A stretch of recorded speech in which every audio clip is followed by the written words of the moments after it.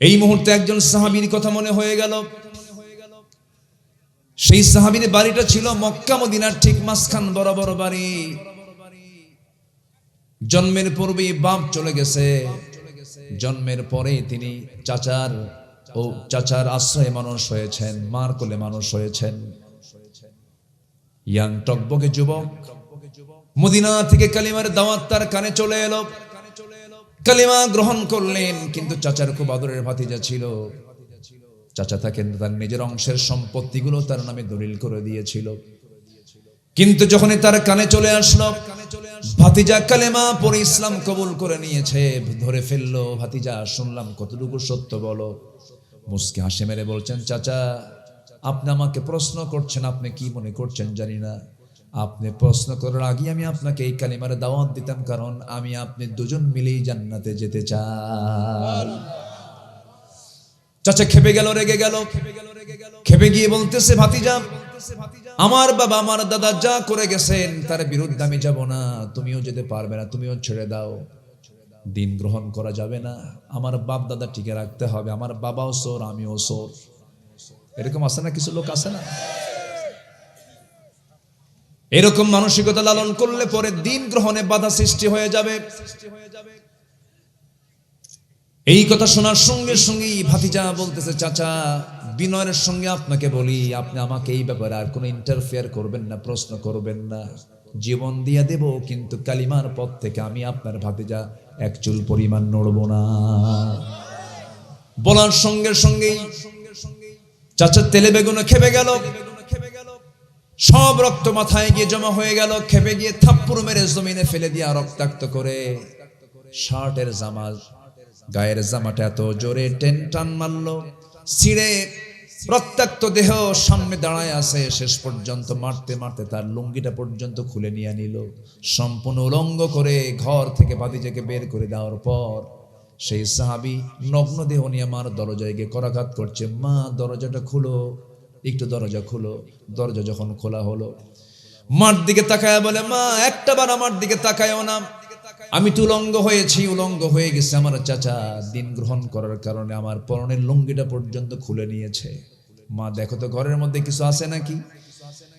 ঘর থেকে এক খণ্ড চাদর দেওয়া হলো, কোনো মতো সতর ঢাকলেন। কাঁদতে কাঁদতে সন্তান তার মাকে বলছে, মা আমার জন্য দোয়া করো, পৃথিবীর কোনো দরবার ভালো লাগে না, নবীর দরবারের মতো কোনো দরবার পৃথিবী তার দ্বিতীয়টা নাই। ভাই রে, মদিনায় গেলে পরে আসতে মন চায় না। সোনার মদিনায় পা দিলে পরে মনে হয় আর না যাই। কি যেন একটা মায়া, কি যেন একটা মোহাব্বত ওই মদিনার মধ্যে ইমানদারের মধ্যে লালন করে দিয়েছেন, বদ্ধমূল করে দিয়েছেন। ইমাম মালিক রাহিমাহুল্লাহ যতদিন তিনি মদিনায় ছিলেন কখনো জুতা পায়ে হাঁটতে পারেন নাই। যখন বলা হতো, ইমাম মালিক খালি পায়ে এই গরম রোদের ভিতরে কেমন করে খালি পায়ে হাঁটো, ইমাম মালিক কাঁদতে কাঁদতে বলতেন, আহারে যে মদিনার মাটিতে রাসূল শুয়ে আছেন সেই মদিনায় ইমাম মালিক জুতা পায়ে হাঁটতে পারে না। সুবহানাল্লাহ। ওই সাহাবী আব্দুল্লাহ মাকে বলছেন, মা আমি চলে গেলাম নবীর দরবারে। চলে গেছেন, প্রচন্ড শীত, রাতের আধারে লুকোচুরি করে মাকে বিদায় জানায় চলে গেলেন মদিনায়। নবীর হুজরাখানার সামনে দরজায় গিয়ে করাঘাত করছেন, নক করছেন। নবীজি দরজা খুলে দিলেন। দরজা খোলার সঙ্গে সঙ্গে রাসূল দেখছেন কে যেন নগ্ন পায়ে নগ্ন দেহে দাঁড়ায় আছে, থরথর করে কাঁপতেছে। জিজ্ঞাসা করার আগেই তিনি ভিতরে ঢুকলেন। নিজের গায়ের সুন্দর দুটা জুব্বা, যে সবচেয়ে ভালো দুটা জুব্বা, জুব্বাটা হাতে করে নিয়ে এসে বলছেন, ও আল্লাহর গোলাম, ঠান্ডায় তুমি কাতরাচ্ছ, জুব্বাটা পরে এরপরে তুমি কথা বলো। জুব্বা তার গায়ে পড়ায় দিলেন। এরপরে বলছেন, ও আল্লাহর গোলাম কি হয়েছে বলো। আমি আব্দুল্লাহ দিন গ্রহণ করেছে, আমার চাচা আমাকে বের করে দিয়েছে, লুঙ্গি পর্যন্ত খুলে নিয়েছে। রাসূল বলছেন, চিন্তা করো কেন, চাচা তোমাকে বস্ত্রহীন করেছে, আমি নবীজি তোমাকে আমার গায়ের জুব্বা দিয়ে দিলাম। মনক্ষুণ্ণ হওয়ার কোনো কারণ নেই আল্লাহর গোলাম। সঙ্গে সঙ্গেই সাহাবী বলছেন, ইয়া রাসূলুল্লাহ আমি দারুণ খুশি হয়ে গেলাম, আমি খুব তৃপ্তি পাচ্ছি হুজুর। রাসূল বলছেন, তুমি কি কিছু চাও নাকি? হুজুর আপনি আমার জন্য দোয়া করুন, আমি যেন শহীদ হয়ে যাই। আমার নবীজি দুটো হাত উঁচু করে বলছেন, আয় আল্লাহ তাআলা আমার আব্দুল্লাহর জানমালকে তুমি আল্লাহ কাফেরদের জন্য তুমি আল্লাহ হারাম করে দাও, বেঈমানদের জন্য হারাম করে দাও। এই দোয়া শুনে তিনি সঙ্গে সঙ্গে মনক্ষুণ্ণ হলেন, বলছেন হুজুর দোয়া চাইলাম কি, দোয়া করলেনটা কি? রাসূল বলছেন, ও আব্দুল্লাহ, দিন গ্রহণে তোমার বড় কষ্ট পেতে হয়েছে, দুনিয়া বিক্রি করে দিনটা তুমি গ্রহণ করে নিয়েছো। আব্দুল্লাহ, আমি তোমার জন্য যে দোয়া করেছি উল্টা দোয়া করি নাই, কারণ ওয়া ইম্মা তাআলা ফিরাশিহি, তোমার মওত যদি বিছানায় হয়ে থাকে আল্লাহ রাব্বুল আলামিন তোমাকে শহীদের দরজা দান করে দিবে। কোনো চিন্তা নাই, কোনো হতাশা নাই, এই যে আল্লাহর কালাম তোমাকে দিয়ে দিলাম, যাও আসহাবে সুফার সদস্য হয়ে যাও, বসো কোরআন তেলাওয়াত করো। আসহাবে সুফার সদস্য হয়ে আব্দুল্লাহ কোরআন তেলাওয়াত করেন, এত চিৎকার করে করে কোরআন পড়েন, সাহাবীরা বিরক্ত হয়ে নবীর কাছে এসে বলছে, হুজুর নতুন একজন সাহাবীর আগমন হয়েছে, এত চিৎকার মেরে কোরআন পড়ে আমাদের ডিস্টার্ব হয়। রাসূল বলছেন, কি তার নাম? আব্দুল্লাহ। রাসূল বলছেন, আরে সাহাবীরা, আমার আব্দুল্লাহর তেলাওয়াতে তোমরা বাধা দিও না, কারণ আমার আব্দুল্লাহ কোরআন যে জোরে জোরে চিৎকার মেরে মেরে কোরআন তেলাওয়াত করছে, কারণ তার ঈমান আনতে নিয়ে দুনিয়া বিক্রি করে ঈমানটাকে কিনতে হয়েছে। যেরকম সুবহানাল্লাহ। আমার আব্দুল্লাহকে বাধা দিও না। নবীজি তাকে সবসময় কেয়ারে রাখতেন, যত্নের সঙ্গে রাখতেন, মাঝে মাঝে খোঁজ খবর নিতেন। আমার নবীজির ঘরের সঙ্গে আসহাবে সুফার সদস্য মণ্ডলী সর্বক্ষণ থাকতো, এক বেলা খেত আরেক বেলা খেত না, খাওয়ার দাওয়ার পেত না। রাসূল না খেয়ে থাকতেন, তারাও না খেয়ে থাকতেন, কারণ মদিনার ইসলামকে বিজয়ী করার জন্য বছরে গড়ে 8টা থেকে 9টা যুদ্ধ করতে হয়েছে। এতগুলো যুদ্ধ বছরে খাবার নাই, দাবার নাই, বাড়িতে কোনো রান্না বান্নার আয়োজন নাই, এত কষ্টের মধ্য দিয়ে সাহাবীরা দিনের পর দিন না খেয়ে থেকেছেন। একদিন রাসূল দেখছেন আবু হুরায়রার কথা মুখ থেকে বের হয় না, সালাম দিচ্ছেন, আওয়াজ শোনা যায় না। আমার নবীজি সাহাবে কেরামকে বলেন, সাহাবীরা, এক গ্লাস দুধ আমাকে হাদিয়া স্বরূপ দেওয়া হয়েছে, আমি একা খাবো না, তোমাদেরকে নিয়ে আমি খেতে চাই। ও সাহাবী, তুমি শুরু করো। শুরু করলেন একজন, শুরু করতে করতে অনেকজন সাহাবী আসহাবে সুফার সদস্য মণ্ডলী সব খেয়ে ফেললেন। সবার খাওয়া শেষ হলো, কিন্তু গ্লাসের দুধ এক চুল পরিমাণ কমে নাই। আমার নবীজি বললেন, সাহাবীরা, কেউ তোমরা গ্লাসের দুধ কমাতে পারবে না যতক্ষণ না আমি আমার ঠোঁটটা না লাগাতে পারবো। নবীজি ঠোঁটটা লাগালেন, অবশিষ্ট দুধ তার শেষ হয়ে গেল। আমার নবীজি বলছেন, আব্দুল্লাহ রে, ও আব্দুল্লাহ, চিন্তা করো না, তোমার জন্য আল্লাহর জান্নাত অপেক্ষা করছে। যেরকম সুবহানাল্লাহ। যুদ্ধের ডাক চলে এলো। মদিনা থেকে সেনাপতি মুহাম্মদ সাল্লাল্লাহু আলাইহি সাল্লাম বের হলেন, অভিযান শেষ করে ফিরবেন মদিনার দিকে। হঠাৎ করে নবীর কানে সংবাদ গেল, হুজুর, আপনার ওই কলিজার টুকরা সাহাবী আব্দুল্লাহ অসুস্থ হয়ে পড়েছে। রাসূল বলছেন, কি হয়েছে? ভালো করে চিকিৎসা করো, খবরদার আমার এই সাহাবীর যেন চিকিৎসায় যেন কোনো অবহেলা না হয়, নার্সিং এ যেন কোনো অবহেলা না হয়। সুন্দর করে বলে দিলেন রাসূল।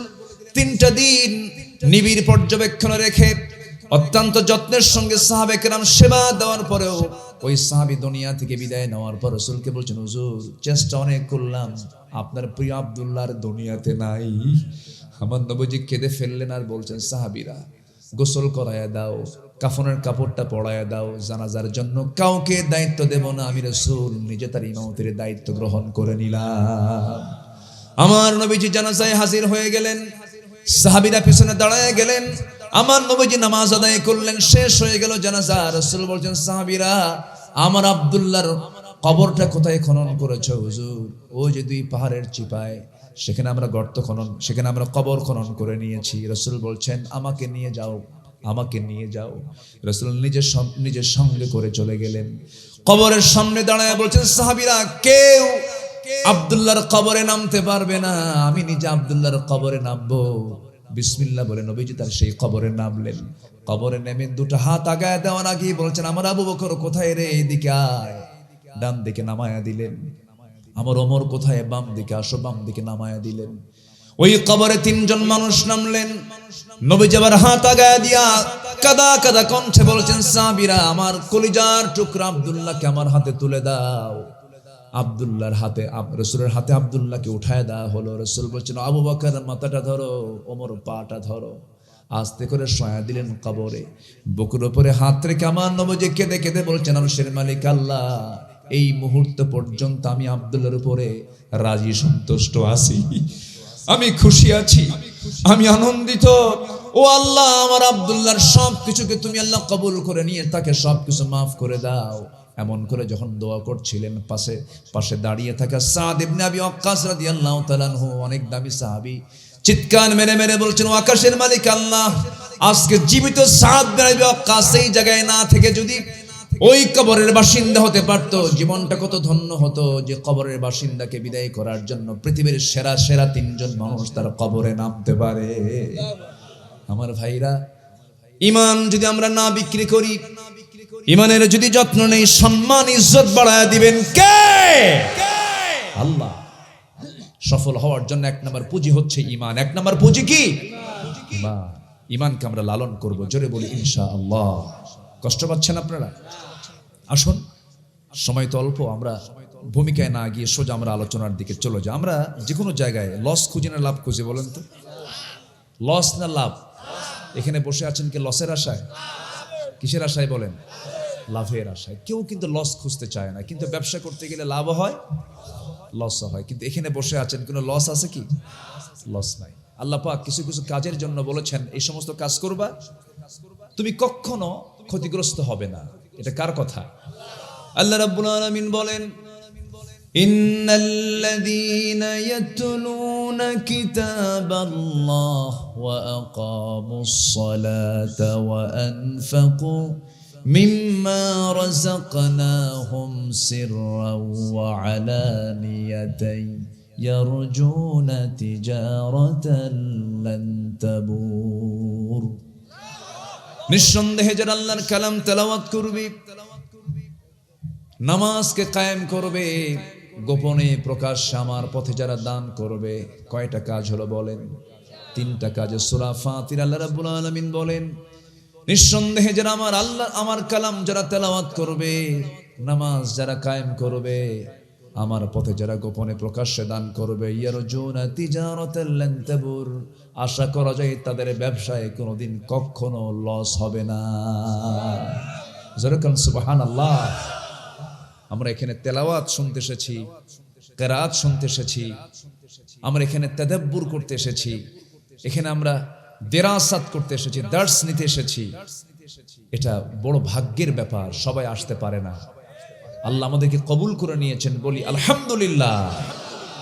বসুন, আমি খুব মার্জিন করে, যেন আপনারও কষ্ট না হয়, আপনার বাড়িতে যেতেও যেন কোনো বেগ পেতে না হয়, সেদিক লক্ষ্য করি আমি আমার আলোচনা সুসময়ে শেষ করব।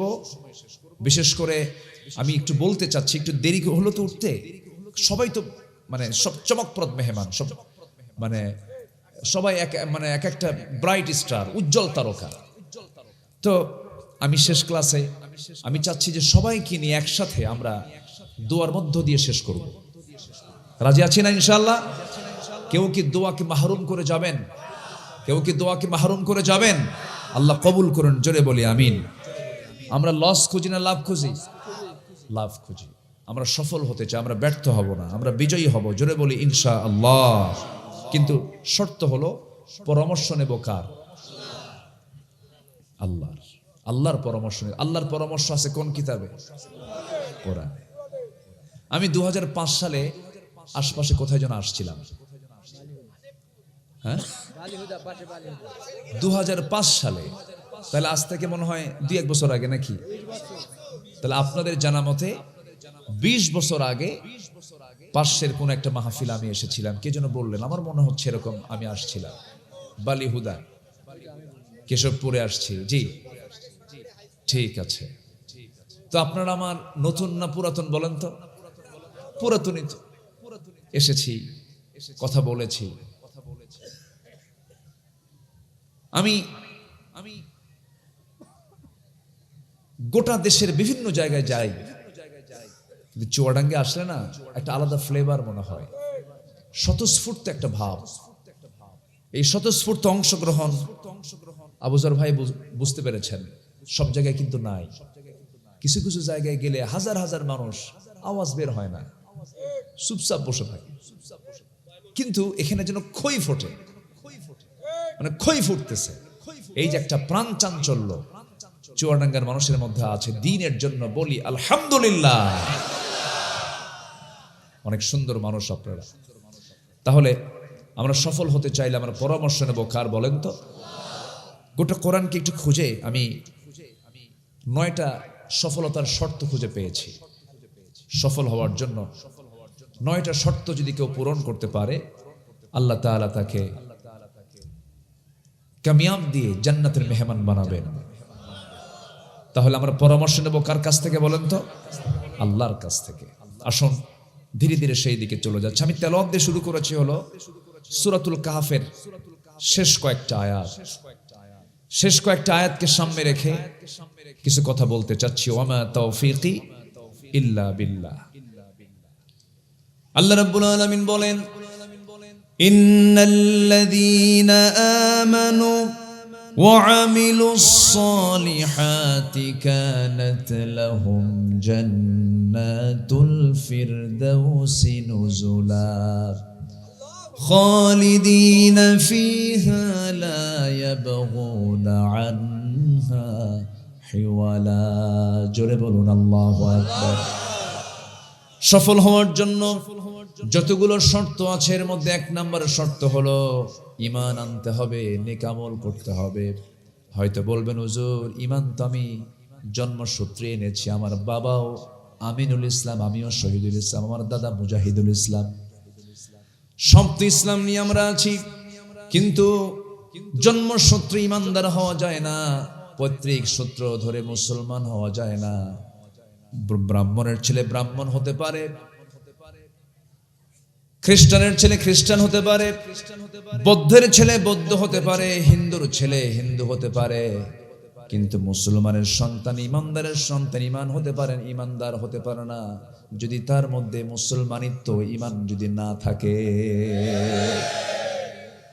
ব্রাহ্মণের ছেলে ব্রাহ্মণগিরি করতে পারে, কিন্তু ইমামের ছেলে ইমামতির দায়িত্ব পালন করতে পারবে না যদি তার মধ্যে যোগ্যতা না থাকে। আল্লাহ রাব্বুল আলামিন এর জন্য বলছেন সফল যদি হতে চাও, আল্লাহ পাক সফলতার জন্য ফাইজুন শব্দ প্রয়োগ করেছেন, মুফলিহুন শব্দ প্রয়োগ করেছেন বিভিন্ন জায়গায়। আজকে যতগুলো আয়াত বলবো আমি প্রত্যেকটা আয়াতের মধ্যে আপনারা মুফলিহুন, ফাইজুন, আফলাহ শব্দ খুঁজে পাবেন। আল্লাহ রাব্বুল আলামিন একই কথা সূরা বুরুজের 11 নম্বর আয়াতে বলছেন, ইন্নাল্লাযীনা আমানু ওয়া আমিলুস সালিহাতি লাহুম জান্নাতুন তাজরি মিন তাহতিহাল আনহার যালিকাল ফাওজুল কাবীর। জোরে বলুন আল্লাহু আকবার। নিঃসন্দেহে যারা ঈমান আনবে এবং নেক আমল করবে, আমি আল্লাহ রাব্বুল আলামিন তাদের জন্য স্থায়ী জান্নাতের বন্দোবস্ত করেছি, যার নিজ দিয়ে নহর প্রবাহিত। সেই জায়গায় নদী থাকবে, নহর থাকবে। 4টা নহর দিয়ে আল্লাহ পাক জান্নাতকে ডেকোরেট করেছেন। কয়টা নহর দিয়ে বলেন? 4টা নহর দিয়ে। নাম্বার 1 হলো পানির নহর, মধুর নহর, শরাবের নহর, দুধের নহর। 4টা নহর থাকবে জান্নাতের মধ্যে। এই 4টা নহর সম্বলিত জান্নাতকে সবাই পেতে রাজি আছেন নাকি? সবাইকে পেতে চান নাকি? যেই দুধগুলো পান করলে, যে পানি পান করলে, যে মধু পান করলে, যে শরাব পান করলে পরে কোনোদিন বুড়ো হবে না।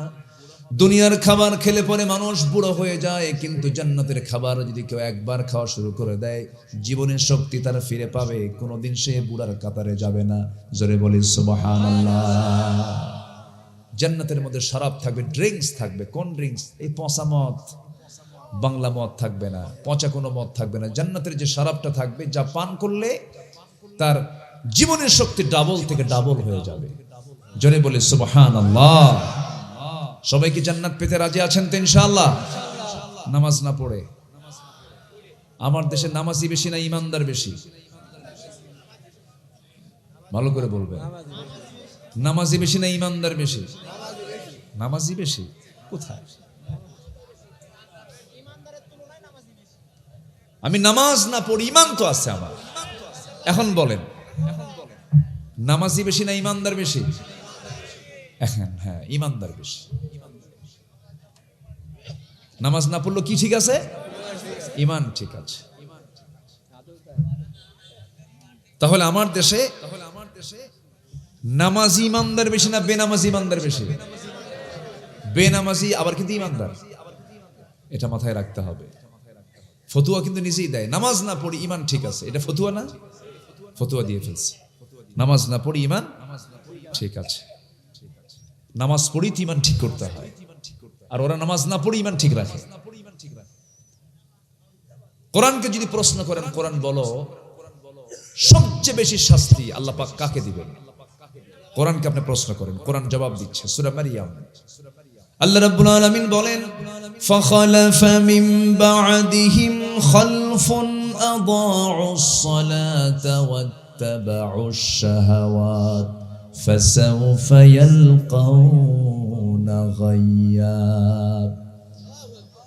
এই দুনিয়ার জিন্দেগিতে যারা নামাজকে নষ্ট করবে, নফসের যারা খাহেশাত, নফসের যারা দাসত্ব করবে, এই দুইটা অপরাধের জন্য আল্লাহ রাব্বুল আলামিন বলেন শুধু জাহান্নাম দিয়ে ক্ষান্ত হব না, আমি তাকে জাহান্নামের ভয়ঙ্কর গর্ত, গাই নামক গর্তের মধ্যে আমি তাকে ঢুকাইয়া ছাড়বো। নাউজুবিল্লাহ। গাই নামক গর্তটা এত ভয়ঙ্কর, তাফসীর আসছে ভয়ঙ্কর এই গাই নামক গর্তটা এত ভয়ঙ্কর যে এই গাই নামক গর্তকে জাহান্নাম পর্যন্ত ভয় পায়।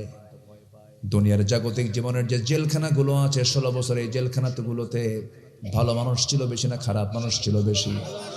ভালো মানুষ। আমিও গেছিলাম, আমি তো যাই নাই, আমারে পাঠায় দিছে। কেউ কে যায়? পাঠায় দিছে। জেলখানার ভিতরে আরেকটা জেল আছে, তার নাম হলো সেল। তো জাহান্নামের মধ্যে আরেকটা জাহান্নাম, সেটা হচ্ছে গর্ত। গাই একটা গর্ত, ওয়াইল একটা গর্ত, বিভিন্ন গর্ত আছে। এর মধ্যে ভয়ঙ্কর গর্ত হলো গাই নামক একটা গর্ত, যেখানে বেনামাজিকে ঢুকানো হবে। কত ভয়ঙ্কর একটা জায়গা। 2018 সালে আমি সেলটা দেখছি, আমাকে ধরে নিয়ে গেল থানা থেকে, কি বলে বাসা থেকে থানায় নিয়ে গিয়ে ওসি সাহেব আমার দিকে তাকায় আছে, আমার দিকে তাকায় চোখ দিয়ে পানি পড়ে। বললাম ওসি সাহেব কান্দেন কেন? হুজুর যদি বদদোয়া দেন আমি তো শেষ হয়ে যাব। তো বললাম যে আপনি এত ভয় করতেছেন, তাহলে আমরা ধরলেন কেন? হুজুর উপায় তো নাই, উপর থেকে খুব চাপ, উপর থেকে খুবই চাপ, সামনে নির্বাচন, তো হুজুর একটু জেলটা খেটেই আসেন, নির্বাচন বের হলেই, নির্বাচন চলে গেলে আপনি বের হয়ে চলে আসবেন। কি করবেন হুজুর? আমার তো চাকরি বাঁচানটা ফরজ, বাচ্চা কাচ্চা আছে। বললাম ইমান বাঁচান তো নফল। আমাকে ধরে নিয়ে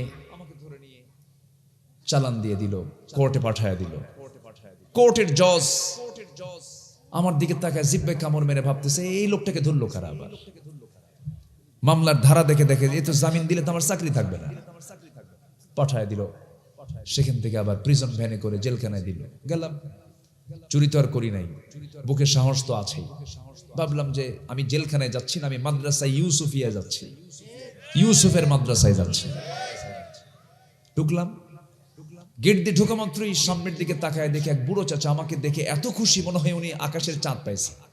খুব খুশি, খুশিতে খুব বাগবাগ হয়ে আমাকে সালাম দিয়ে বলে হুজুর আপনি জেলখানায় ঢুকলেন, খুব খুশি হলাম। তো বললাম খুশি হলেন কেন? বলতেছে ওয়াজ শুনতে যাই, দূর থেকে দেখি আপনাকে, কিন্তু এত চেষ্টা করছি মুসাফা করার জন্য, কথা বলার জন্য, সুযোগ হয়ই নাই। আল্লাহ পাক কি সুন্দর করে আমার মিলায় দিল। দোয়া করি আপনি জেলখানায় থাকেন। বুঝলেন? তো বললাম চাচা আপনি নাতি পুতি ধুয়ে জেলখানায় কেন? বলতেছে আমি জেলখানায় আসছি বাবা, বোমা হামলা,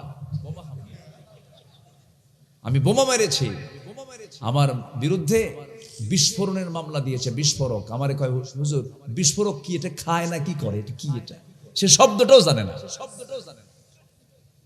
বুড়া মানুষ, চামড়া টামড়া কুচকে গেছে। এই 16 বছর এইরকমই চলেছে। আল্লামা সাইদির মতো মানুষকে একটু দয়া মায়া হলো না ওদের, জানেন? আমার না, এটা আমার কাছে খুব খারাপ লাগে মাঝে মাঝে।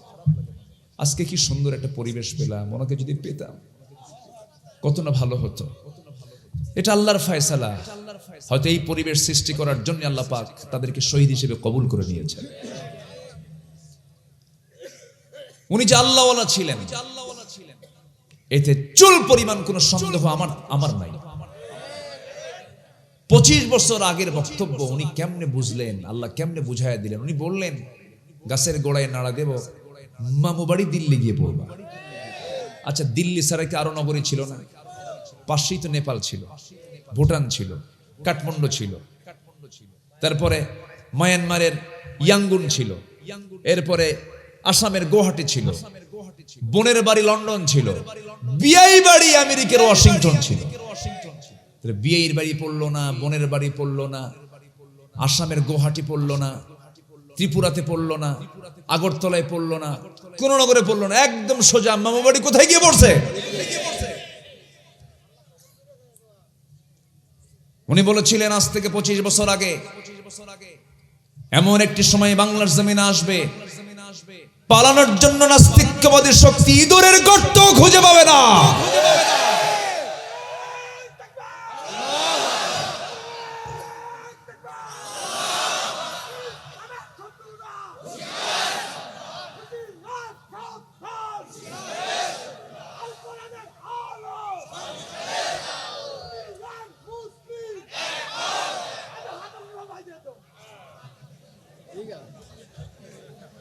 পরে কি বললেন আপনি? বুঝলাম না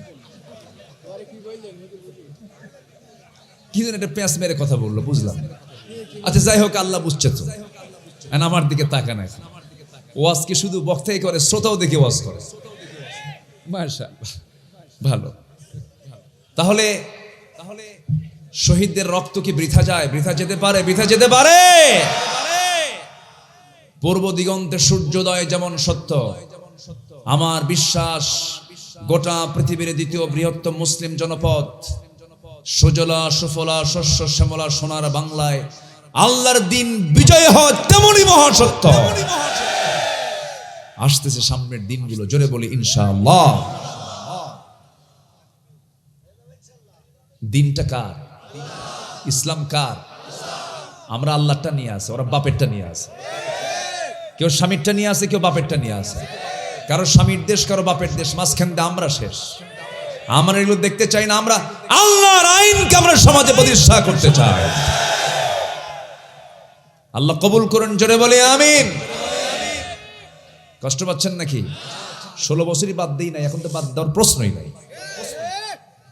কথা বলবো আমরা, আমাদেরকে কেউ থামাতে পারবে না।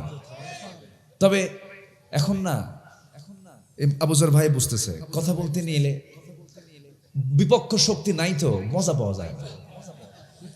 আগে কথা বলতে খুব একটু গাটা গরম হতো, এখন তো লোকই নাই, খেলবো কেমন? ঠিক আছে না? কেমন যেন মনে হয়। যাই হোক, শত্রু যে নাই তাও না, একটা মহল আছে মুনাফিক। আছে না নাই? আছে না নাই? অহলুজা আলাইহিম, শক্ত নিয়ে, শক্ত মজবুতি অবস্থান নিয়ে আমাকে আপনাকে টিকে থাকতে হবে। এখানে নড়াচড়া করবেন না, কথা না বলে নড়াচড়া না করি, একটু বসেন, আমার দিকে তাকান। তাহলে সফল হওয়ার জন্য 1 নম্বর পুঁজি হলো ঈমান আনতে হবে। রাজি আছেন তো সবাই? ঈমান, কোন ঈমান আনতে হবে? যে ঈমান আনলে পরে জান্নাত পাওয়া যাবে, সেই ঈমান আনতে হবে। আমার দেশে তো বহু ঈমানদারি আছে, কিছুক্ষণ আগে বললাম না, নামাজ পড়ো না কিন্তু কি আছে? ঈমান আছে। ওই ঈমান আনলে হবে না। আমার বন্ধুগণ, ঈমান আনতে হবে কোন? ওই সাহাবীদের মতো, যে সাহাবীরা ইসবাত কঠিন সিদ্ধান্ত নিয়ে অটল ছিলেন, অনর ছিলেন, দ্বীনের উপরে এক চুল পরিমাণ নড়েন নাই, তার ঈমান থেকে পিছপা হন নাই, কোন বিনিময়ে তারা ঈমানকে বিকিয়ে দেন নাই, কোন কিছুর বিনিময়ে তারা নিজের অবস্থানকে কখনো বিকৃত করেন নাই, দল চেঞ্জ করেন নাই। নবীর দলে যোগ দিয়েছেন, আমৃত্যু তারা নবীর দলেই তারা টিকে ছিলেন। হাসতে হাসতে শহীদ হয়ে গেছেন, কিন্তু বাতিল শক্তির কাছে মাথা নত করেন নাই। এই মুহূর্তে একজন সাহাবীর কথা মনে হয়ে গেল। সেই সাহাবীর বাড়িটা ছিল মক্কা মদিনার ঠিক মাঝখান বরাবর বাড়ি। জন্মের পূর্বেই বাপ চলে গেছে, জন্মের পরে তিনি চাচার আশ্রয়ে মানুষ হয়েছেন, মার কোলে মানুষ হয়েছেন। ইয়াং টকবকে যুবক মদিনা থেকে কালিমার দাওয়াত তার কানে চলে এলো, কালিমা গ্রহণ করলেন। কিন্তু চাচার খুব আদরের ভাতিজা ছিল, চাচা তাকে তার নিজের অংশের সম্পত্তিগুলো তার নামে দলিল করে দিয়েছিল। কিন্তু যখনই তার কানে চলে আসলো ভাতিজা কালেমা পড়ে ইসলাম কবুল করে নিয়েছে, ধরে ফেললো, ভাতিজা শুনলাম কতটুকু সত্য বলো। মুস্কি হাসি মেরে বলছেন, চাচা আপনি আমাকে প্রশ্ন করছেন, আপনি কি মনে করছেন জানি না। আপনি প্রশ্ন করার আগে আমি আপনাকে এই কালিমার দাওয়াত দিতাম, কারণ আমি আপনি দুজন মিলেই জান্নাতে যেতে চাই। চাচা খেপে গেল, রেগে গেল, খেপে গিয়ে বলতেছে, ভাতিজা আমার বাবা আমার দাদা যা করে গেছেন তার বিরুদ্ধে আমি যাব না, তুমিও যেতে পারবে না, তুমিও ছেড়ে দাও। দিন গ্রহণ করা যাবে না, আমার বাপ দাদা টিকে রাখতে হবে, আমার বাবাও সোর আমিও সোর। এরকম আছে না, কিছু লোক আছে না, এরকম মানসিকতা লালন করলে পরে দিন গ্রহণে বাধা সৃষ্টি হয়ে যাবে। এই কথা শোনার সঙ্গে সঙ্গেই ভাতিজা বলতেছে, চাচা বিনয়ের সঙ্গে আপনাকে বলি, আপনি আমাকে এই ব্যাপারে আর কোনো ইন্টারফেয়ার করবেন না, প্রশ্ন করবেন না, জীবন দিয়ে দেব, কিন্তু কালিমার পথ থেকে আমি আপনার ভাতিজা এক চুল পরিমাণ নড়ব না। বলার সঙ্গে সঙ্গেই চাচা তেলে বেগুনে খেপে গেল, সব রক্ত মাথায় গিয়ে জমা হয়ে গেল, খেপে গিয়ে থাপ্পড় মেরে জমিনে ফেলে দিয়া রক্তাক্ত করে শার্টের জামা, গায়ের জামাটা এত জোরে টান মারলো, ছিঁড়ে রক্তাক্ত দেহ সামনে দাঁড়ায় আছে, শেষ পর্যন্ত মারতে মারতে তার লুঙ্গিটা পর্যন্ত খুলে নিয়ে নিল, সম্পূর্ণ উলঙ্গ করে ঘর থেকে ভাতিজাকে বের করে দেওয়ার পর সেই সাহাবী নগ্ন দেহ নিয়ে আমার দরজায় গিয়ে করাঘাত করছে, মা দরজাটা খুলো, একটু দরজা খুলো। দরজা যখন খোলা হলো, মার দিকে তাকায় বলে, মা একটা বার আমার দিকে তাকায়ও না, আমি তো উলঙ্গ হয়েছি, উলঙ্গ হয়ে গেছে। আমার চাচা দিন গ্রহণ করার কারণে আমার পরনের লুঙ্গিটা পর্যন্ত খুলে নিয়েছে। মা দেখো তো ঘরের মধ্যে কিছু আছে নাকি। ঘর থেকে এক খণ্ড চাদর দেওয়া হলো, কোনো মতো সতর ঢাকলেন। কাঁদতে কাঁদতে সন্তান তার মাকে বলছে, মা আমার জন্য দোয়া করো, পৃথিবীর কোনো দরবার ভালো লাগে না, নবীর দরবারের মতো কোনো দরবার পৃথিবী তার দ্বিতীয়টা নাই। ভাই রে, মদিনায় গেলে পরে আসতে মন চায় না, সোনার মদিনায় পা দিলে পরে মনে হয় আর না যাই। কি যেন একটা মায়া, কি যেন একটা মোহাব্বত ওই মদিনার মধ্যে ইমানদারের মধ্যে লালন করে দিয়েছেন, বদ্ধমূল করে দিয়েছেন।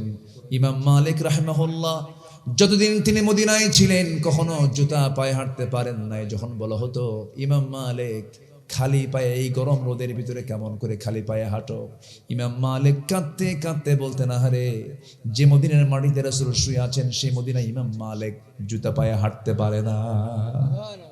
সুবহানাল্লাহ। ওই সাহাবী আব্দুল্লাহ মাকে বলছেন, মা আমি চলে গেলাম নবীর দরবারে। চলে গেছেন, প্রচন্ড শীত, রাতের আধারে লুকোচুরি করে মাকে বিদায় জানায় চলে গেলেন মদিনায়। নবীর হুজরাখানার সামনে দরজায় গিয়ে করাঘাত করছেন, নক করছেন। নবীজি দরজা খুলে দিলেন। দরজা খোলার সঙ্গে সঙ্গে রাসূল দেখছেন কে যেন নগ্ন পায়ে নগ্ন দেহে দাঁড়ায় আছে, থরথর করে কাঁপতেছে। জিজ্ঞাসা করার আগেই তিনি ভিতরে ঢুকলেন। নিজের গায়ের সুন্দর দুটা জুব্বা, যে সবচেয়ে ভালো দুটা জুব্বা, জুব্বাটা হাতে করে নিয়ে এসে বলছেন, ও আল্লাহর গোলাম, ঠান্ডায় তুমি কাতরাচ্ছ, জুব্বাটা পরে এরপরে তুমি কথা বলো। জুব্বা তার গায়ে পড়ায় দিলেন।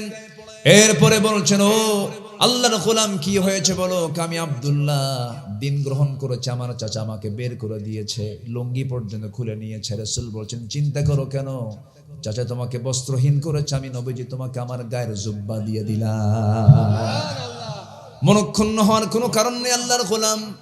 সঙ্গে সঙ্গেই সাহাবী বলছেন, ইয়া রাসূলুল্লাহ আমি দারুণ খুশি হয়ে গেলাম, আমি খুব তৃপ্তি পাচ্ছি হুজুর। রাসূল বলছেন, তুমি কি কিছু চাও নাকি? হুজুর আপনি আমার জন্য দোয়া করুন, আমি যেন শহীদ হয়ে যাই। আমার নবীজি দুটো হাত উঁচু করে বলছেন, আয় আল্লাহ তাআলা, আমার আব্দুল্লাহর জানমালকে তুমি আল্লাহ কাফেরদের জন্য তুমি আল্লাহ হারাম করে দাও, বেঈমানদের জন্য হারাম করে দাও। এই দোয়া শুনে তিনি সঙ্গে সঙ্গে মনক্ষুণ্ণ হলেন। বলছেন, হুজুর দোয়া চাইলাম কি, দোয়া করলেনটা কি? রাসূল বলছেন, ও আব্দুল্লাহ দিন গ্রহণে তোমার বড় কষ্ট পেতে হয়েছে, দুনিয়া বিক্রি করে দিনটা তুমি গ্রহণ করে নিয়েছো। আব্দুল্লাহ আমি তোমার জন্য যে দোয়া করেছি উল্টা দোয়া করি নাই, কারণ ওয়া ইম্মা তাআলা ফিরাশিহি, তোমার মওত যদি বিছানায় হয়ে থাকে আল্লাহ রাব্বুল আলামিন তোমাকে শহীদের দরজা দান করে দিবে।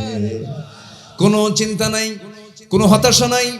এই যে আল্লাহর কালাম তোমাকে দিয়ে দিলাম, যাও আসহাবে সুফফার সদস্য হয়ে যাও, বসো কোরআন তেলাওয়াত করো। আসহাবে সুফফার সদস্য হয়ে আব্দুল্লাহ কোরআন তেলাওয়াত করেন, এত চিৎকার করে করে কোরআন পড়েন। সাহাবীরা বিরক্ত হয়ে নবীর কাছে এসে বলছে, হুজুর নতুন একজন সাহাবীর আগমন হয়েছে, এত চিৎকার মেরে কোরআন পড়ে আমাদের ডিস্টার্ব হয়।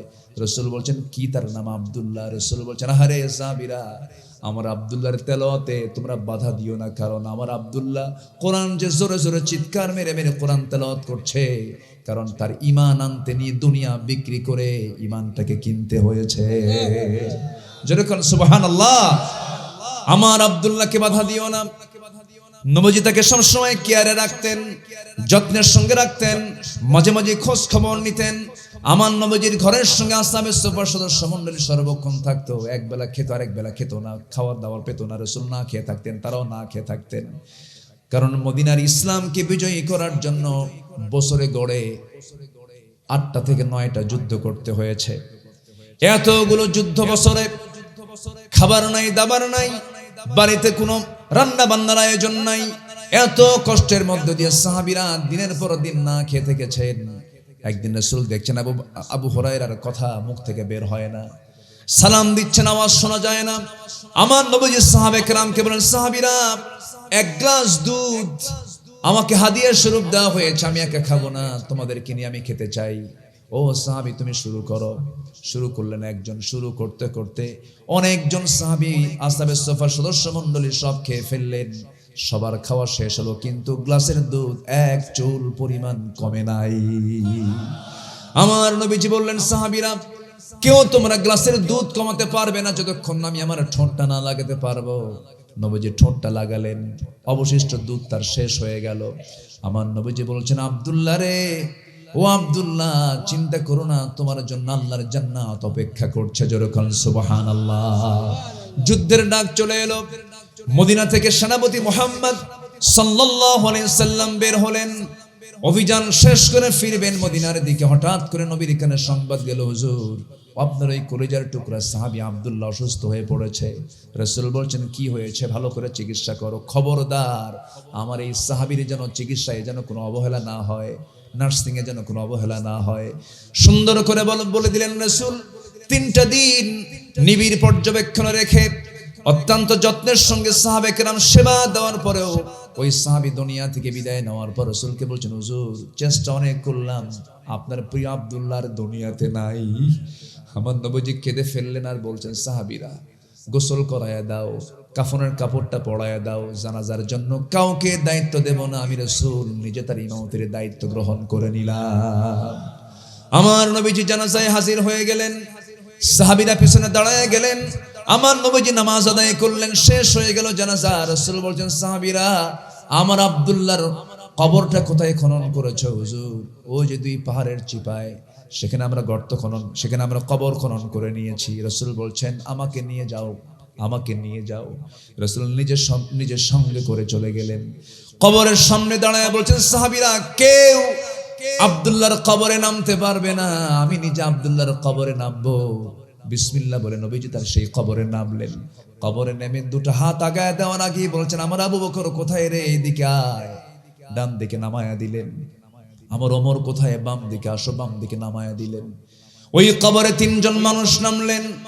নবীজি আবার হাত আগায় দিয়া কাদা কাদা কণ্ঠে বলছেন, সাহাবীরা, আমার কলিজার টুকরা আব্দুল্লাহকে আমার হাতে তুলে দাও। আব্দুল্লাহর হাতে, রাসূলের হাতে আব্দুল্লাহকে উঠায় দেওয়া হলো। রাসূল বলছেন, আবু বকর মাথাটা ধরো, ওমর পাটা ধরো। আস্তে করে শোয়া দিলেন কবরে। বুকের উপরে হাত রেখে আমার নবীজি কেঁদে কেঁদে বলছেন, আরশের মালিক আল্লাহ, এই মুহূর্ত পর্যন্ত আমি আব্দুল্লাহর উপরে রাজি সন্তুষ্ট আছি, আমি খুশি আছি, আমি আনন্দিত। ও আল্লাহ, আমার আব্দুল্লাহর সব কিছুকে তুমি আল্লাহ কবুল করে নিয়ে তাকে সবকিছু মাফ করে দাও। এমন করে যখন দোয়া করছিলেন, পাশে দাঁড়িয়ে থাকা সাদ ইবনে আবি ওয়াক্কাস রাদিয়াল্লাহু তাআলা আনহু, অনেক দামি সাহাবী, চিৎকার মেরে মেরে বলছেন, ও আকাশের মালিক আল্লাহ, আজকে জীবিত সাদ ইবনে আবি ওয়াক্কাস এই জায়গায় না থেকে যদি ওই কবরের বাসিন্দা হতে পারত, জীবনটা কত ধন্য হতো যে কবরের বাসিন্দাকে বিদায় করার জন্য পৃথিবীর সেরা সেরা 3জন মানুষ তার কবরে নামতে পারে। আমার ভাইরা, ঈমান যদি আমরা না বিক্রি করি, ইমানের যদি যত্ন নেই সম্মান ইজ্জত বাড়ায় দিবেন কে? আল্লাহ। সফল হওয়ার জন্য এক নম্বর পুঁজি হচ্ছে ঈমান। এক নম্বর পুঁজি কি? ঈমান। ঈমানকে আমরা লালন করব, জোরে বলি ইনশাআল্লাহ। কষ্ট পাচ্ছেন আপনারা? নাম্বার 2, কোন বান্দা সফল? ফাইজুন, মুফলিহুন, আফলাহ। এই তিনটা শব্দ বারবার আয়াতের মধ্যে আসবে। এবার আল্লাহ রাব্বুল আলামিন বলছেন কোন বান্দা সফল হবে? قد أفلح من تزكى وذكر اسم ربه فصلى بل تؤثرون الحياة الدنيا والآخرة خير وأبقى إن هذا لفي الصحف الأولى صحف إبراهيم وموسى جربون الله أكبر সূরাতুল আ'লা আয়াত নাম্বার 14 মহান রব্বুল আলামিন বলছেন কোন বান্দা সফল? যে বান্দা নিজের নফসকে শুদ্ধ করতে পেরেছে। এক নাম্বার হলো ঈমান আনতে পেরেছে, নাম্বার 2 হলো নফসকে শুদ্ধ করব আমরা। বাহিরের সব কিছু ঠিক আছে, ভিতরটা ঠিক নাই, আল্লাহর কাছে কোনো দাম আসতে পারে? আল্লাহর কাছে কোনো দাম নাই। তাহলে বাহিরেরটা ঠিক করা দরকার আগে না ভিতরেরটা ঠিক করা দরকার আগে? ভিতরে কি আছে বলেন? নফস। নফস কি ভালো কিছু চায়? সুন্দরী নারী যদি সামনে পড়ে কি মনে চায় বলে? নারীর দিকে তাকাতে মন কি চায়? সব চুপ করে আছে, মনে সব ফেরেশতা, কেউ মানুষ নাই এখানে। আরে মন কি চায় ভাই? চায়। যদি চায় তাহলে মানুষ, আর যদি না চায় তাহলে ভাববো যে সব ফেরেশতা বসে আছে। রাগ করতেছেন নাকি আপনারা? আমি তো অবাস্তব কিছু বললাম। মন তো চায়, সুন্দরী নারী একটু চেয়ে থাকি, কিন্তু মন চাইলেই কি চাওয়া যাবে? চাওয়া যাবে? কার ভয়ে? আচ্ছা, কার ভয়ে? কার ভয়ে? আল্লাহর ভয়ে। চেয়ে থাকা যাবে না, চেয়ে থাকা যাবে সুন্দরী নারীর দিকে। যদি হয় সেটা ইজাব কবুলের মধ্য দিয়ে যদি আপনার বউ হতে পারে, তাহলে তাকায় থাকবেন। যত তাকাবেন তত সওয়াব পাবেন। অন্যের বউ না, কিন্তু নিজের বউ, এটা মাথায় রাখতে হবে। এখন তো অন্যের বউ না বেশি মারামারি, ঠিক কিনা? পরকীয়ার পরিমাণ কমছে না বাড়ছে? এগুলোর মূল কারণ হলো ইন্ডিয়ান নাটক সিনেমাগুলো। এরা মানুষকে চরিত্রহীন বানাচ্ছে, এরা সব শেষ করে দিয়েছে, অসংখ্য পরিবারে আগুন ধরিয়ে দিয়েছে এরা। মাশাআল্লাহ, মোবাইল তো আছেই, এটা তো সবচেয়ে বড় ঘটক। এই চুয়াডাঙ্গাতে কোথায় যেন একটা মাহফিল ছিল আমার, এই ডাক বাংলা আছে নাকি, ডাক বাংলার আশেপাশে এক মাহফিল আমার। খাইতে বসে এসের সময় এক মুরব্বী এসে বলতেছে, হুজুর একটু দোয়া করেন। কার জন্য? বড় মেয়ে বিয়ে দিছে ঠাকুরগা। ঠাকুরগা? চুয়াডাঙ্গার মেয়ে ঠাকুরগা গেল কেমনে? ঘটককে হুজুর মোবাইল। তো বললাম মোবাইলটা আপনি দিছেন কেন? হুজুর ও সায়েন্সে পড়ে, ফিজিক্স কেমিস্ট্রির ক্লাস, বায়োলজির ক্লাস করতে হয় অনলাইনে। স্যামসাং কোম্পানির একটা ভালো একটা মোবাইল আমি তাকে দিলাম যেন ভালো দেখে দেখা যায়, কিন্তু এমন দেখা দেখছে অনলাইন আরেকটা বের করছে।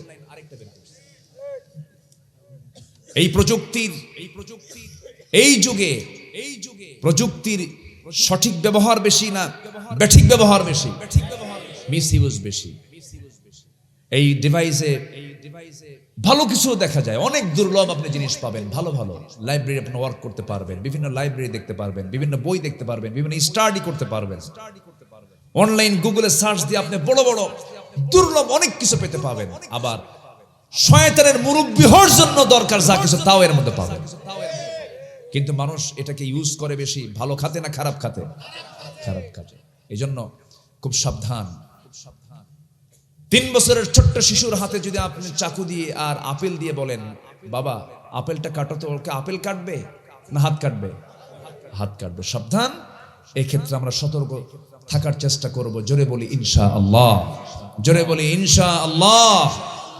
চোখটাকে শুদ্ধ করব আমরা, কানকে শুদ্ধ করব, আমার অন্তরকে শুদ্ধ করব। কারণ চোখ, কান, অন্তর সব জিজ্ঞাসিত হবে কার আদালতে? কার আদালতে?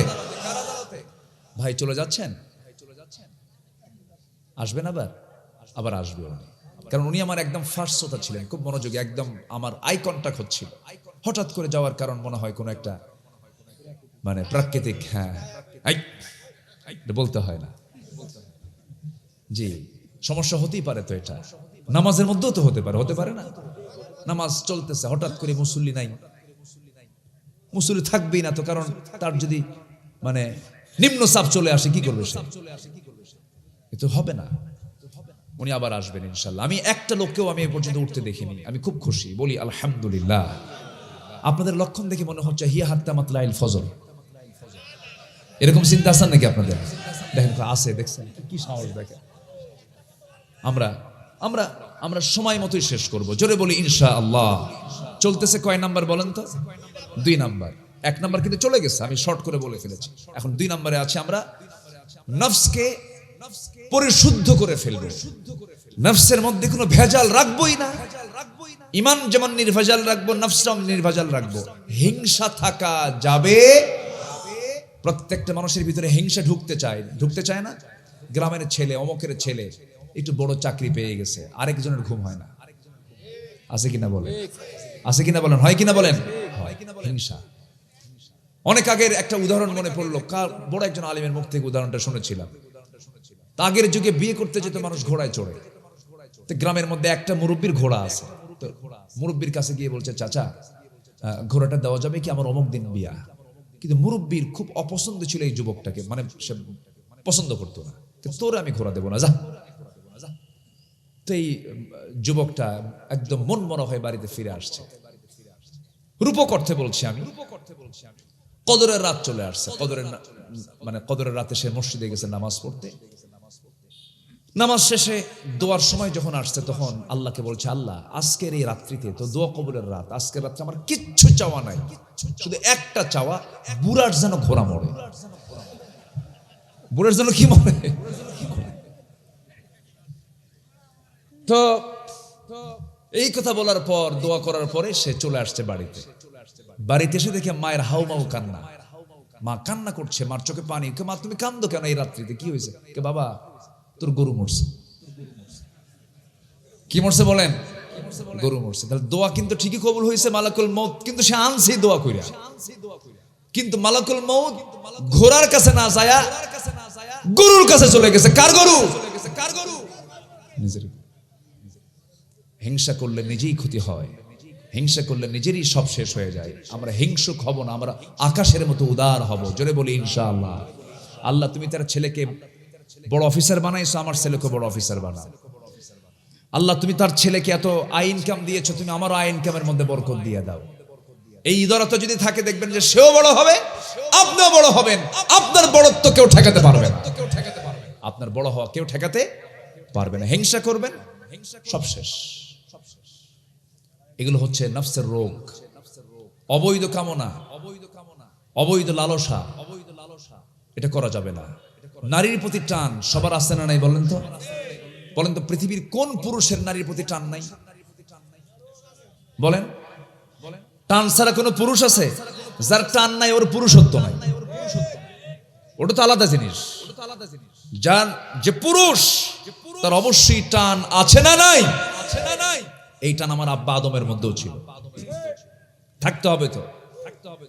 নারী পুরুষকে টানবে, পুরুষ নারীকে টানবে। এই আকর্ষণ কে করে দিয়েছেন? এই আকর্ষণ কে করে দিয়েছেন? ওয়াখালাকনাকুম আজওয়াজ, আমি জোড়া জোড়া সৃষ্টি করেছি, জোরে কান সুবহানাল্লাহ। সৃষ্টির কি নিগুড় তথ্য আল্লাহ পাক রেখে দিয়েছেন, কি সুন্দর করে আল্লাহ পাক আমাকে বানিয়েছেন, জোরে কান সুবহানাল্লাহ। এই কান ঠিক রাখার জন্য কানের মধ্যে আল্লাহ পাক কিছু ময়লা দিয়েছেন। কানের ময়লা আছে না, ওটাকে এলাকে কি বলে? খোল। গরু খায় কানের ময়লা, এটা ইয়ার ওয়াক্স। কানের যে ময়লা, এটা স্বাদে কেমন বলেন তো? মিষ্টি না তিতা? খাইছেন? ও খানো নাই, আচ্ছা। কিন্তু এটা একটা ময়লা, গন্ধ না, এটা ময়লা। এটা হচ্ছে, ধরেন কোন বিয়ারিং যদি জাম লাগে, তখন মিস্ত্রিরা কি করে? পরিষ্কার করার জন্য ওর ভিতরে কি দেয়? নফসটা কি দেখেন? নফসটা এত ভয়ঙ্কর জিনিস। একটা আয়াত আছে সূরা ইউসুফ, ওমা উবাররিউ নাফসি ইন্নান নাফসা লাআমারাতাম বিসসু, ওমা উবাররিউ নাফসি। এটা বলছেন হলো একজন নবী, তিনি হচ্ছেন ইউসুফ আলাইহিস সালাতু ওয়াস সালাম। আমি কি দোয়া করে দেব ভাই? ওই যে 2-1 জন লোক করে উঠে যায়, একটু বসে, আমরা সবাই যাবো তো, একটু বসেন। আমার মন চাচ্ছে আমি কথা বলি, আমার মন চাচ্ছে, আপনাদের চাচ্ছে কিনা জানি না। আমার মন যদি চায়, আমি মেহমান হয়ে আসছি, আমাকে কি থুয়ে চলে যাবেন আপনারা? একটু থাকেন আর একটু কথা বলি।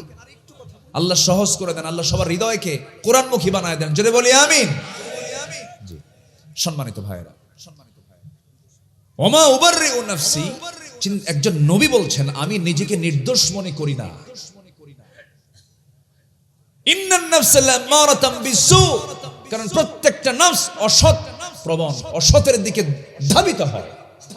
এর ব্যাখ্যা এসেছে, আমার মন চাচ্ছিল আমি জুলাইখার দিকে ঝুঁকে পড়ি, কিন্তু আল্লাহ তাআলা তার স্বীয় কুদরতে রহমতের চাদর দিয়ে আমাকে আশ্রয় দিয়ে দিলেন। অতএব আমাকে আশ্রয় চাইতে হবে কার কাছে? আসতে বলবেন না, কার কাছে? আল্লাহর কাছে। আল্লাহ পাক সকল ফিতনা থেকে আমাদেরকে বাঁচান, যুব সমাজকে নারীর ফিতনা থেকে বাঁচান, যুব সমাজকে মাদকাসক্ত থেকে বাঁচান, যুব সমাজকে সমস্ত গেমস সকল কিছুর এই অপকর্ম থেকে আল্লাহ পাক হেফাজত করেন, জোরে বলি আমিন। গেমসের নাম জানো যুবকরা? নাম জানো? ফ্রি ফায়ার, আর কি আছে? পাবজি, আর কি আছে? ক্যাসিনো, আরো কত কি জুয়া টুয়া আছে। এগুলো কিন্তু ছোটখাটো অপরাধ নয়, কোরআনের দৃষ্টিতে মারাত্মক অপরাধ। মদ এবং জুয়া হালাল না হারাম? এগুলোর ধারে পাশে আমরা যাব না, যুবকরা যাব না, জীবন ধ্বংস হয়ে যাবে। তুমি যদি একজন আসক্ত হও, তোমার পরিবার ধ্বংস হয়ে যাবে। যাবা না, এগুলো নফসের রোগ। এগুলো কিসের রোগ বলো যুবকরা? বলো কিসের রোগ? কিসের রোগ? নফসের রোগ। এগুলো যাবা না। আমার এগুলো কথা বলার কি প্রয়োজন ছিল? প্রয়োজন আছে কিনা বলেন? প্রয়োজন। যুবকরা যদি ভালো হয়ে যায়, দেশ ভালো হয়ে যাবে। যুবকরা এগুলো কখনো দিল ওইদিকে ঝুঁকায় দিবে না। যখন খারাপ লাগবে আল্লাহর কালাম সুন্দর করে পড়বা, সুন্দর পরিবেশে থাকবা, বন্ধু তালাশ করবা, খারাপ না ভালো। একটা মানুষকে মূল্যায়ন করা যাবে তখনই যখন দেখা যাবে যে ওর বন্ধুগুলো ভালো। আমার আপনার বন্ধু হতে হবে কি খারাপ না ভালো? ভালো বন্ধু আমরা নির্বাচন করব, জোরে বলি ইনশাআল্লাহ। একটা বন্ধু যদি ভালো হয় সে বড় ভাগ্যবান মানুষ। আমার নবীর বন্ধু ছিলেন আবু বকর, আর আবু বকরের বন্ধু ছিলেন মুহাম্মদ সাল্লাল্লাহু আলাইহি ওয়াসাল্লাম। আমরা বন্ধু ভালো বানাবো, জোরে বলি ইনশাআল্লাহ। তাহলে নফসকে শুদ্ধ রাখতে আমাকে সহায়ক ভূমিকা পালন করবে। নাম্বার 3, আমরা সত্যবাদী হব। কি হব বলেন তো? সত্যবাদী। এদেশের মানুষ মিথ্যা কথা বেশি কয় না সত্য কথা বেশি কয়? এত মিথ্যা কথা বলে। আমি অনেক দেশে গিয়েছি, সফর করেছি। এই কয়েকদিন আগে চীন গিয়েছিলাম, কোরিয়া গিয়েছিলাম। এই আশেপাশের বহু বৌদ্ধ, খ্রিস্টান, বহু দেশে মানে অন্য ধর্মের মানুষ, তারা মিথ্যা কথা বলে না, বুঝলেন? মিথ্যা কথা তারা বলেন, দিন নাই, ইসলাম নাই, মিথ্যা কথা বলে না। কিন্তু আমার দেশের মানুষ উঠতে মিথ্যা, বসতে মিথ্যা, খাইতে মিথ্যা, ফোনে কথা বলতে মিথ্যা। ভাই তুমি কোথায় আসছো? আমি তো জাহান্নামের চৌরাস্তায়। এত মিথ্যা কথা বলে এই জাতি, অথচ মিথ্যার সম্পর্ক হলো জাহান্নামের সাথে। কিসের সাথে বলেন? কিসের সাথে? জাহান্নামের সাথে। একজন মানুষ এই দুনিয়াতে কোনোদিন মিথ্যা বলেননি, তার মুখ থেকে একটা শব্দ চয়ন মিথ্যা বের হয় নাই। তিনি কে? মুহাম্মদ সাল্লাল্লাহু আলাইহি ওয়াসাল্লাম। তবে হ্যাঁ, মিথ্যা বলার কারণ হলো কি জানেন? আমাদের নেতাগুলো এই 54 বছর শুধু মিথ্যা কথাই বলছে। চুরিও করেছে। বিগত 16 বছর যে টাকাগুলো বাইরে পাচার করেছে, লক্ষ লক্ষ কোটি টাকা দেশ থেকে পাচার করার পরও তারা উকি মারে।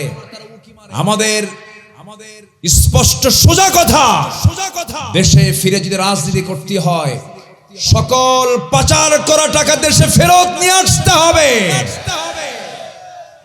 কৃষকরা কষ্ট করে দেশকে এগিয়ে দিয়েছিল, শ্রমিকরা কষ্ট করে দেশকে এগিয়ে দিয়েছিল, প্রবাসীরা তাদের রেমিটেন্স পাঠিয়ে দেশকে এগিয়ে দিয়েছিল।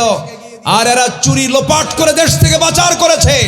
রাজনীতির কোন অধিকার তাদের থাকতে পারে না। বহু কিছু করেছে ওরা। রাগ করতেছেন নাকি? রাগ করলেও কিছু করেন নাই, রাগ করেন না। আর কিছু কথা বলবো, কথা বলবো, কথা বলবো। আমরা কি মিথ্যুক হব না সত্যবাদী হব? আমাদের রাষ্ট্রনায়ক হবে মিথ্যাবাদী না সত্যবাদী? আইয়ুবের শাসনের কথা শুনেছি আমরা, আমি দেখি নাই, এখানে অনেক মুরব্বী দেখেছেন। আইয়ুবের শাসন দেখেছি, মুজিবের ভাষণ শুনেছি, জিয়ার খালকাটা দেখেছি। মুজিব দিয়েছে ভাষণ, আইয়ুব করেছেন শাসন। জিয়া কেটেছেন খাল, চাচা এরশাদের তাল বেতাল, আর মাঝখান দিয়ে চলছে শুধু হরতাল আর হরতাল। সব দেখা শেষ। আগামীর বাংলাদেশ আমরা দেখতে চাই, কোরআনের বাংলাদেশ। রাজি আছেন কারা কারা? হাত উঁচু করে দেখা।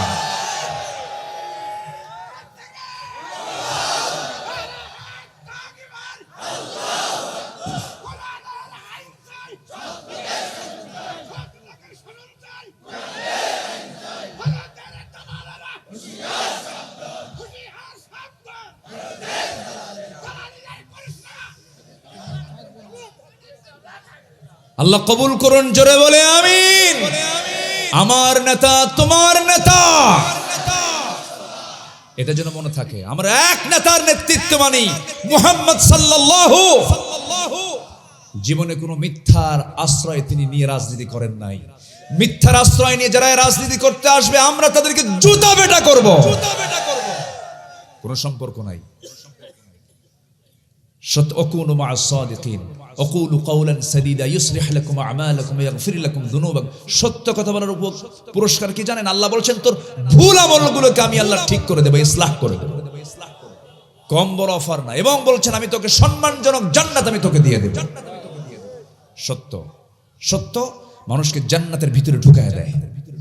সত্য মানুষকে জান্নাতের মধ্যে কি ঢুকায় দেয়। ইহদি ইলাল জান্নাহ ইহদি ইলাল বির। হাদিস। পরিবারও মিথ্যা কথা বলে, মা সন্তানকে মিথ্যা শেখায় দেয়। ওমরে ফারুক রাদিয়াল্লাহু আনহু রাতের বেলা যাচ্ছেন, জনগণকে দেখছেন, হঠাৎ করে মা বেটির গল্প শুনতেছেন। মা বলছে কালকে বাজার হবে কি, দুধ তো কম, দুধের মধ্যে পানি ঢুকা। মেয়ে বলে মা এই কাজ আমি করতে পারবো না। মা বলে ওমর তো এখানে নাই, তার শাসক তার প্রশাসন এখানে নাই। সন্তান বলে মা প্রশাসন ওমরের লাগবে না, আল্লাহর প্রশাসন আছে। সুবহানাল্লাহ বলবেন না? সততা। ওমর ফারুক কেঁদে ফেলে দিয়েছেন, চলে গেছেন বাড়িতে।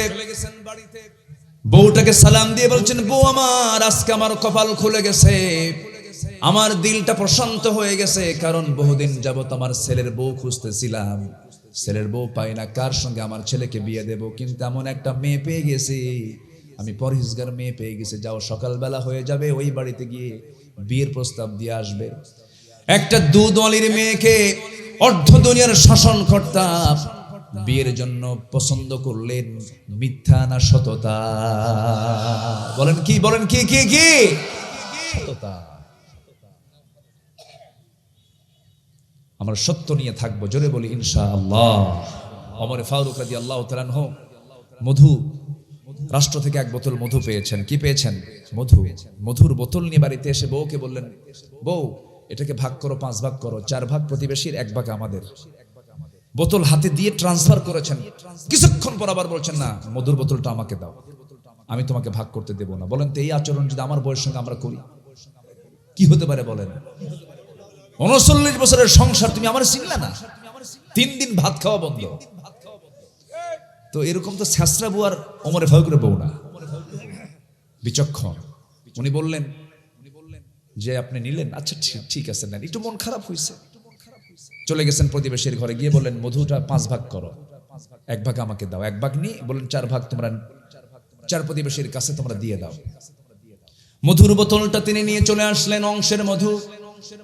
বউটাকে বলছেন বউ আমার, আমি তোমাকে দারুণ ভালোবাসি, তুমি আমাকে ভালোবাসো। আমার সন্তানগুলোর মা, তুমি অনেক সম্মানজনক, তোমার পদ আমি তোমাকে সম্মান করি। আমি রাষ্ট্র চালাই, তুমি আমার পরিবার চালাও। পরিবার না চালালে রাষ্ট্র চলতে পারতো না। আবার রাষ্ট্র চালাতে গেলে আমার পরিবারের দিকে আমার খেয়াল করতে গেলে রাষ্ট্র চালাতে পারতাম না। আমার জন্য তুমি বিশাল উপকারী একজন মানুষ, আমি তোমার কাছে চিরকৃতজ্ঞ। ভুল বুঝবেন আমার স্ত্রী, আমি তোমার হাতে দিয়েছিলাম ভাগ করার জন্য, কিন্তু আবার পরক্ষণে ফিরায় নেওয়ার কারণ হলো তোমাকে অবিশ্বাস করার জন্য নয়। এই মধুটা 5 ভাগ করতে নিয়ে সমান ভাগে ভাগ তুমি করতে পারবে, কোনো সমস্যা নাই। কিন্তু আমি লক্ষ্য করে দেখলাম, বুঝলাম মধু হলো তরল জিনিস। এই মধু ভাগ করতে নিয়ে সমান সমান ভাগ হলেও তরল মধু হওয়ার কারণে অন্য কিছু হলে ভাগ সমান সমান হতে পারতো, কিন্তু এটা তরল জিনিস। মধু ভাগ করতে গিয়ে কিছু অংশ মধু তোমার হাতে লেগে যাবে। সেটা তা 1 ফোঁটা হোক, 2 ফোঁটা হোক, 3 ফোঁটা হোক, এতটুকুন মধু আমাদের ভাগে বেশি আসুক, আমি এটা চাই নাই মনে করে মধু ভাগের দায়িত্ব আমি অন্যের কাঁধে চাপায়া দিয়েছি। জোরে কান সুবহানাল্লাহ। এটার নাম সততা। এটার নাম কি বলেন? এটার নাম কি? সততা। সততা নিয়ে আমাকে আপনাকে টিকে থাকতে হবে। রাতের আধারে সাইয়েদনা ওমর ফারুক রাদিয়াল্লাহু তাআলা আনহু জনগণকে দেখতে বের হয়েছেন। নিঝুম পল্লীতে চলে গেছেন, গ্রামের ভিতরে চলে গেছেন। এক বুড়ি মহিলাকে দেখতে পেলেন। বুড়ি মহিলাকে দেখে সালাম দিয়ে বলছেন, বুড়িমা কেমন আছেন? খুব একটা ভালো নাই। কেন? এই দেশের একজন রাষ্ট্রনায়ক আছে, তার নাম নাকি ওমর, সে আমাকে দেখতে আসে না, সে আমার কোনো খোঁজ খবর রাখে না। কিন্তু মহিলা জানেন এটা ওমর ফারুক সামনে দাঁড়ানো। সঙ্গে সঙ্গে ওমর ফারুক বলছেন, কেমন করে আসবে ও বুড়িমা, এটা তো অনেক দূর, ফজ্জিল আমিক, প্রত্যন্ত অঞ্চল, এই জায়গায় একজন খলিফার কেমন করে আসা সম্ভব? এবার বৃদ্ধ নারী জবাব দিচ্ছে, এত বড় দায়িত্ব তার যদি এত দূর মনে হয়, এই জায়গাটা এত দূরত্ব মনে হয়, সে খলিফাদের দায়িত্ব পালন করতে গেল কেন, দায়িত্ব নিতে গেল কেন? ওমর ফারুক কেঁদে ফেলে দিয়েছেন, আহা সত্য কথা তো, ধরে ফেলছে আমারে। ওমর ফারুক বলছেন, ও বুড়িমা, যদি এই দোষটা ওমর করেই থাকে, আপনি ওমরে মাফ করে দেন। না, মাফ করবো না, মাফ করা হবে না। এবারে তিনি কৌশল করে বলছেন, যদি আপনাকে টাকা দেওয়া হয়, হ্যাঁ মাফ করা যেতে পারে, মাফ করা যেতে পারে। রাষ্ট্রের পক্ষ থেকে যদি কিছু টাকা দেওয়া হয়, 25 দিরহাম তার হাতে দেওয়া হলো। এই সময় ওমর ফারুকের সঙ্গে ছিলেন সাইয়েদনা আলী। ডাক দিচ্ছেন, হে আলী এই দিকে আসো। জবাব দিচ্ছেন, আমিরুল মুমিনিন আমরা আসতেছি। যখন এই আমিরুল মুমিনিন শব্দটা বলে ফেলেছেন, মহিলার কানে চলে গেছে, জিহ্বায় কামড় মেরে ভাবতেছে, আরে এটাই তো ওমর, কি ফাউলটা করলাম। ধরা খেয়ে গেছেন মহিলা। এবার ওমর ফারুকের কাছে মাফ চাচ্ছেন মহিলা। ওমর ফারুক তিনি কাঁদতে কাঁদতে বলছেন, বুড়িমা আপনি আমার কাছে 1000 বার মাফ চাইলেও কাম হবে না, আমার মাফ চাইতে হবে আপনার কাছে। আপনি আমাকে মাফ করে দেন। আপনি আমাকে মাফ করে দিয়েছেন নাকি? হ্যাঁ। কিসের বিনিময়ে? 25 দিনার আপনাকে দিয়েছি, 25 দিরহাম আপনাকে দিয়েছি। এই যে আপনার সঙ্গে আমার একটা কমিটমেন্ট হলো, এই কমিটমেন্টটা আপনি লিখিত করে দেন। কোনো কাগজ পেলেন না, লেখার কোনো জায়গা পেলেন না, বর্ণনায় পাওয়া যায় নিজের জামাটা ছিঁড়ে সেই জামার ভিতরে তিনি সুন্দর করে লিখে নিলেন। 25 দিরহামের বিনিময়ে ওই মহিলার অভিযোগকে উড্র করা হলো, তুলে নেওয়া হলো, তার কোনো অভিযোগ নাই। এই মর্মে চিঠিখানা নিয়ে ভাস করে বাড়িতে এসে বলে ফেললেন পরিবারকে, পরিবার শোনো, ওমর যেদিন মারা যাবে সেই দিন কাফনের কাপড়ের সাথে তোমার এই চিঠিখানা দিয়ে দিবা। আর এই চিঠিখানা নিয়ে আমি আদালতে আখিরাতে গিয়ে বলবো, আল্লাহ জনগণ আমার পক্ষে এই চিঠিতে রায় দিয়েছে। যেরকম সুবহানাল্লাহ। আমার ভাইরা, সততার দৃষ্টান্ত আমাকে আপনাকে উপস্থাপন করতে হবে। আল্লাহ রাব্বুল আলামিন সফলতা আমাকে আপনাকে দিয়ে দিবেন। নাম্বার 4 হলো তাকওয়া অর্জন করবে যারা, তারা ফায়েজ হয়ে যাবে, মুফলিহ হয়ে যাবে। মাইয়ুতিইল্লাহা ওয়া রাসূলাহু ওয়া ইয়াখশাল্লাহা ওয়া ইয়াত্তাকিহি ফাউলাইকা হুমুল ফাইজুন। জোরে বলুন আল্লাহু আকবার। নাম্বার 5 হলো ধৈর্যশীলতা। ধৈর্য আছে যার, বিজয় আছে তার, ধৈর্য আছে তার, সফলতা আছে তার।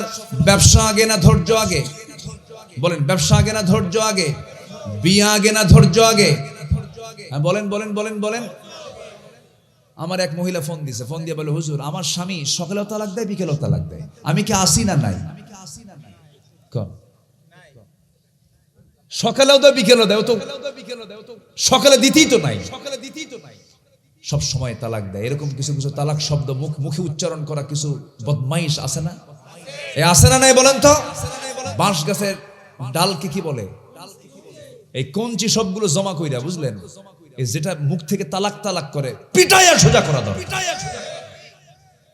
তালাক দিয়া পরে আবার আফসোস করে কান্দে, হুজুর কাম সারছি, হুজুর 2টা মেয়ে আছে, দেখেন তো কোনো জায়েজ করা যায় নাকি? হুজুর তো শরীয়তের মালিক, জায়েজ করে দেবে। বদমাইশ গুলো, আল্লাহ পাক এগুলো অনিষ্ট থেকে জাতি সমাজকে হেফাজত করুন। জোরে বলি আমিন। অসংখ্য পরিবার জেনা করতেছে, বিয়ে নাই, তালাক হয়ে গেছে, ঠিক কিনা বলেন? তালাক হওয়ার পরে কি আর কোনো সুযোগ থাকে নাকি? হাত্তা তানকিহা যাওজান গায়রা, আল্লাহ পাক এটা কঠিন করে দিয়েছেন, মানে মিল হবে না। আবার কৌশল করে হিল্লা মারে। হিল্লা কি জায়েজ না হারাম? হারাম এগুলো।